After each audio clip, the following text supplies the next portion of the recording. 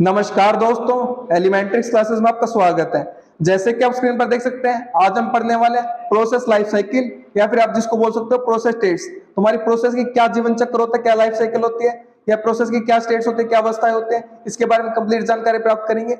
Video को शुरू करने से पहले मैं आपको एक बात बता देना चाहता हूँ कि हम ऑपरेटिंग सिस्टम सब्जेक्ट को कवर कर रहे हैं, तो उसके सभी वीडियोस की प्लेलिस्ट आपको चैनल पर मिल जाएगी, आप देख सकते हैं। और भी सब्जेक्ट्स की प्लेलिस्ट आपको चैनल पर मिल जाएगी, उनको भी आप देख सकते हो, वो भी आपके लिए काफी यूजफुल रहेंगी। तो शुरू करते हैं आज topic process life cycle, process states.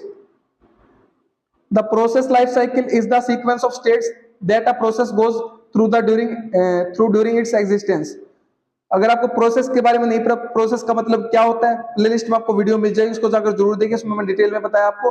Process को मैं यहाँ पर बता देता हूँ। प्रोसेस क्या होती है, हमारी एक प्रोग्राम होता है जो कि एग्जीक्यूशन में होता है। अब प्रोग्राम इन एग्जीक्यूशन, ठीक है, जो कोई प्रोग्राम है जो एग्जीक्यूशन में जो चल रहा है, हमारा कार्य हो रहा है जिस पर, तो आप प्रोसेस को सीधा बोल सकते हो एक तरह से सिंपल वर्क, ठीक है, कोई कार्य, कोई भी काम, ठीक है, सिंपल भाषा में अगर आप इसको बोलो तो कोई प्रोसेस क्या, हमारा कोई भी काम।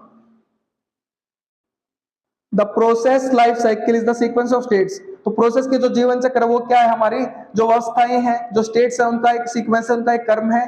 That a process goes through during its existence, जिसमें जो हमारी प्रोसेस है, जो हमारा काम है, जो हमारा कार्य है, वो गुजरता है जहां से उसके एग्जिस्टेंस के दौरान, ठीक है, प्रोसेस के एग्जिस्टेंस के दौरान हमारा क्या होता है, जिस स्टेट से, जिन अवस्थाओं से हमारा प्रोसेस गुजरता है। क्लियर है बात। The following are the process states in operating system. तो यहाँ पर फॉलोइंग हमारी ये बहुत सारी क्या है, स्टेट्स हैं, अवस्थाएं हैं ऑपरेटिंग सिस्टम में हमारी प्रोसेस की, ठीक है। सबसे पहले देखते हैं new.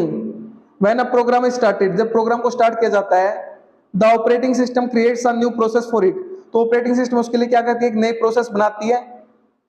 The process is then placed in the new state. तो प्रोसेस को क्या किया जाता है, नई स्टेट में, नई अवस्था में रखा जाता है। In the new state the process has been created but has not yet been allocated any resources. तो नई स्टेट में, नई स्थिति में, नई अवस्था में प्रोसेस को क्या किया जाता है, बनाया जाता है, क्रिएट किया जाता है, बट उसको अभी तक कोई भी रिसोर्सेज, कोई भी संसाधन ऑपरेटिंग सिस्टम के द्वारा क्या एलोकेट नहीं किए जाते, आवंटित नहीं किए जाते, बांटे नहीं जाते, ठीक है। क्लियर है बात। नेक्स्ट स्टेट की बात करें, नेक्स्ट स्टेट होती है हमारी रेडी स्टेट, मतलब तैयार होने वाली state. When a process is in the ready state, जब प्रोसेस हमारी रेडी स्टेट में होती है, it is ready to be executed. तो वो एग्जीक्यूट होने के लिए, चलने के लिए, उसका निष्पादन होने के लिए, कार्य करने के लिए वो क्या होती है, रेडी होती है, हमारी तैयार होती है, ठीक है। The operating system maintains a queue of runnable processes. तो जो हमारी ऑपरेटिंग सिस्टम होता है वो क्या करता है, मेंटेन करता है, बना के रखता है क्यू, एक ढेर बना के रखता है रनेबल प्रोसेसेस का। जो प्रोसेस हमारी रन होने वाली है रेडी स्टेट में हमारी, उनका क्या है, एक ढेर बना के रखता है, क्यू बना के रखता है, ठीक है। The scheduler selects a process from the queue and moves it to the running state। तो जो हमारा शेड्यूलर होता है, जो हमारा एक टाइम टेबल बना होता है एक तरह से, वो क्या करता है, सिलेक्ट करता है हमारे प्रोसेस को उस ढेर में से और उसको मूव करता है रनिंग स्टेट में। क्या उसको मूव करता है, रनिंग स्टेट में, जहां पर उसको चलना होता है। तो ये काम कौन करता है, शेड्यूलर हमारा करता है। रनिंग स्टेट आ जाती है हमारी थर्ड पे। When a process is in the running state, जब हमारी प्रोसेस रनिंग स्टेट में होती है हमारी, it is currently being executed. तो वो करंटली उस दौरान हमारी उस समय पर क्या होती है, एग्जीक्यूट हो रही होती है, उस पर काम हो रहा होता है, ठीक है। The process has given the CPU and is executing it's instruction. तो प्रोसेस को क्या किया जाता है, सीपीयू को दिया जाता है, सेंट्रल प्रोसेसिंग यूनिट को दिया जाता है, और क्या किया जाता है, उसके जो इंस्ट्रक्शंस है, उसके जो निर्देश है, उनको एग्जीक्यूट किया जाता है, उनको चलाया जाता है। क्लियर है बात। फोर्थ पॉइंट की बात करें, वेटिंग, इंतजार करना, ठीक है। When a process is in the waiting state, तो जब हमारी प्रोसेस वेटिंग स्टेट में होती है, it is waiting for event to occur. तो वो किसी कार्यक्रम का होने का इंतजार कर रही होती है, ठीक है। The event could be completion of N input output operation. तो इवेंट क्या हो सकता है, हमारा इनपुट आउटपुट ऑपरेशन का कंप्लीशन, ठीक है। तो इनपुट आउटपुट ऑपरेशन है उसका कंप्लीशन, उसका पूर्ण होना।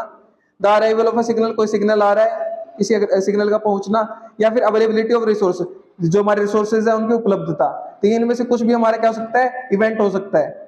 When the event occurs, जब इवेंट हमारे होंगे, जब कार्यक्रम हमारा चलेगा, the process is moved to the runnable state।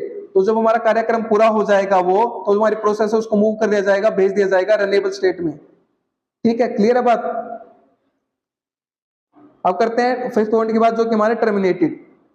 When a process has finished executing, तो जब हमारी प्रोसेस एग्जीक्यूट हो जाएगी पूरी तरह से, उस पर काम हो जाएगा पूरी तरह से, वो पूरी तरह से चल पड़ेगी हमारी, एग्जीक्यूट हो जाएगी, तो क्या हो जाएगी, हमारी फिनिश हो जाएगी जब हमारे एग्जीक्यूटिंग में, तो उसको क्या किया जाएगा, it is move to the terminated state. तो उसको टर्मिनेटेड स्टेट में भेजा जाएगा, जहां पर वो क्या हो जाएगी, समाप्त हो जाएगी हमारी, ठीक है। The operating system then release all the resources and that were allocated to the process. तो उस दौरान जो प्रोसेस हमारी एग्जीक्यूट हो चुकी है, उस पर कार्य हो चुका है, वो फिनिश हो चुकी है, समाप्त हो चुकी है, टर्मिनेट हो चुकी है, उसको टर्मिनेट स्टेट में भेजा जाएगा, टर्मिनेट की अवस्था में भेजा जाएगा, जहां पर जो ऑपरेटिंग सिस्टम को रिसोर्सेज दिए गए थे, जो उसको संसाधन दिए गए थे, जो उसको टूल्स दिए गए थे, ठीक है, उन सबको क्या दिया जाएगा, वापस ले लिया जाएगा उस प्रोसेस से, क्योंकि उसका काम हो चुका है। ठीक है, क्लियर है बात। अब यहाँ पर आप ये डायग्राम देख सकते हो, यहाँ पर दर्शा रखा हमारा नई स्टेट में हमारी क्या होगी, प्रोसेस नई क्रिएट की जाएगी, रेडी स्टेट में उसको वो तैयार रहेगी हमारी एग्जीक्यूट होने के लिए।